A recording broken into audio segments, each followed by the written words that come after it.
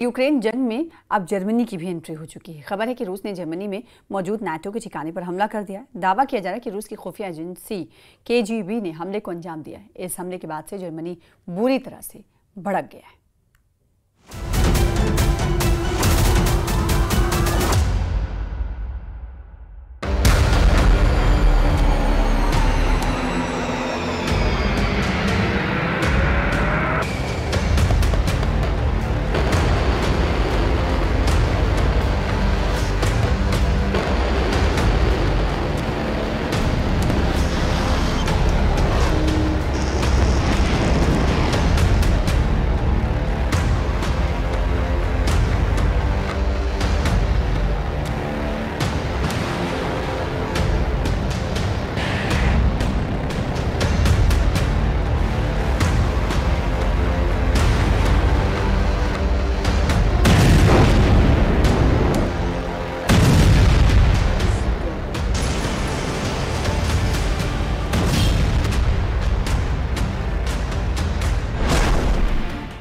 रूस का जर्मनी पर पहला हमला, तीसरा विश्व युद्ध तय।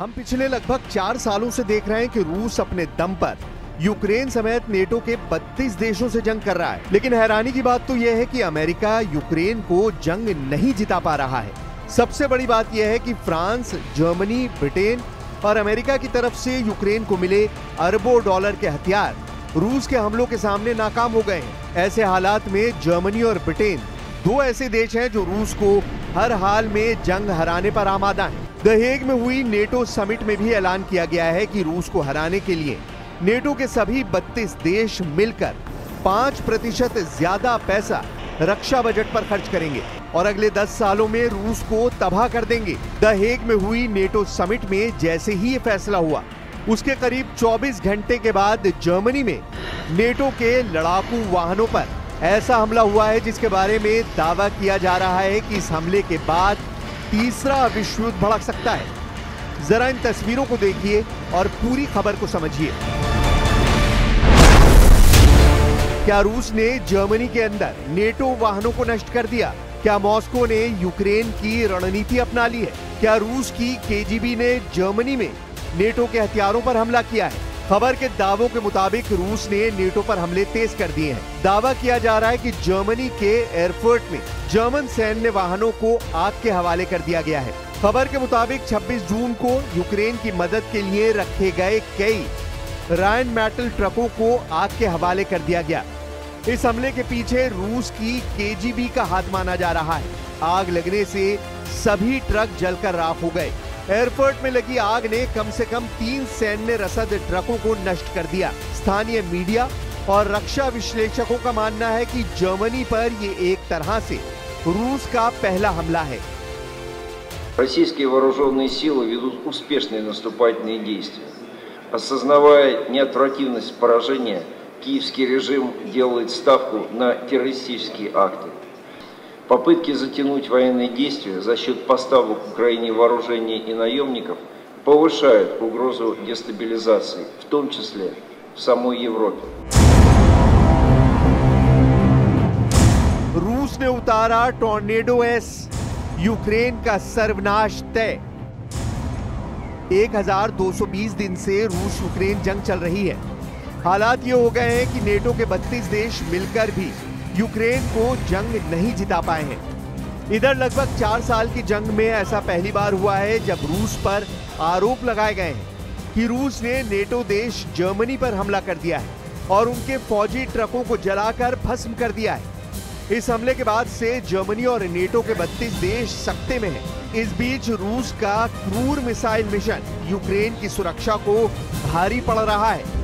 Advance Iskander M missile America निर्मित पेट्रियट प्रणाली को बुरी तरह से तबाह कर रही है, जबकि रूस tornado S rocket launcher smart हथियारों से यूक्रेनी ठिकानों पर हमला कर रहे हैं।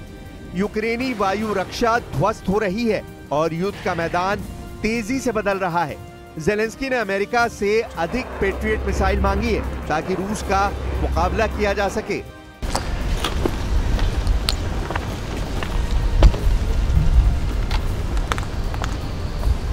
It will take strong political and legal cooperation to make sure Every Russian war criminal faces justice, including Putin. अब ऐसे हालात में यूक्रेन के दक्षिणी क्षेत्र खेरसान में रूसी हवाई हमलों ने कोहराम मचा दिया है। खेरसन के गवर्नर ओलेक्जेंडर प्रोकोडिन ने बताया है कि रूसी सैनिकों ने पूर्वी यूक्रेन के डोनेस्क क्षेत्र में शेवचेंको गांव पर नियंत्रण कर लिया है, जो लिथियम भंडार के करीब है। रूसी रक्षा मंत्रालय के मुताबिक रूसी सैनिकों ने डोनेस्क में नोवोसेरहिविका की बस्ती पर भी कंट्रोल कर लिया है। हालांकि यूक्रेन के टॉप जनरल ओलेक्जेंडर सिरिस्की का दावा है कि यूक्रेन की सेना ने इस हफ्ते यूक्रेन के उत्तरी क्षेत्र सूमे इलाकों से रूसी सेना की बढ़त को रोक दिया है, लेकिन उसके बावजूद रूसी सेना तेजी से निप्रोपेट्रोव्स्क इलाके की तरफ बढ़ रही है। ऐसे हालात में अगर रूस यूक्रेन के साथ जर्मनी से भी जंग शुरू कर रहा है तो ये तीसरे विश्व युद्ध का साफ संकेत है। द हेग में हुई समिट के दौरान नेटो सदस्य देशों के नेताओं ने सामूहिक रक्षा बजट बढ़ाने पर फैसला लिया है। साल 2035 तक हर नेटो देश अपनी जीडीपी का हर साल 5% रक्षा और सुरक्षा से जुड़े सेक्टर में खर्च करेगा। इसमें बजट का 3.5% हिस्सा डिफेंस सेक्टर में खर्च किया जाएगा, जबकि बाकी का 1.5% महत्वपूर्ण इंफ्रास्ट्रक्चर की सुरक्षा में किया जाएगा।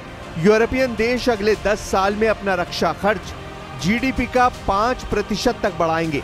नेदरलैंड्स के द हेग शहर में हुई नेटो समिट में अमेरिकी राष्ट्रपति डोनाल्ड ट्रंप ने यूरोपीय देशों से रक्षा खर्च बढ़ाने को कहा था। समिट के बाद सदस्य देशों की तरफ से जारी साझा स्टेटमेंट में कहा गया, हम सामूहिक सुरक्षा को लेकर अपने फैसले पर कायम हैं। वॉशिंगटन संधि के आर्टिकल 5 के मुताबिक नेटो देशों में से किसी पर भी हमले को सभी देशों पर हमला माना जाएगा।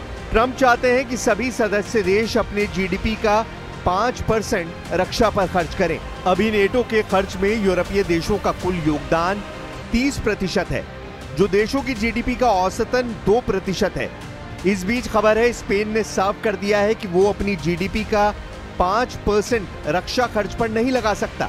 स्पेन ने इसका विरोध करते हुए कहा कि वो 2.1% से ज्यादा खर्च नहीं करेगा। फ्रांस, इटली, कनाडा और बेल्जियम जैसे देश भी इतना खर्च करने को लेकर आसानी से राजी नहीं है या कहें कि दुविधा में है। अब देखना यह होगा कि रूस नेटो के 32 देशों से एक साथ मुकाबला कैसे करता है।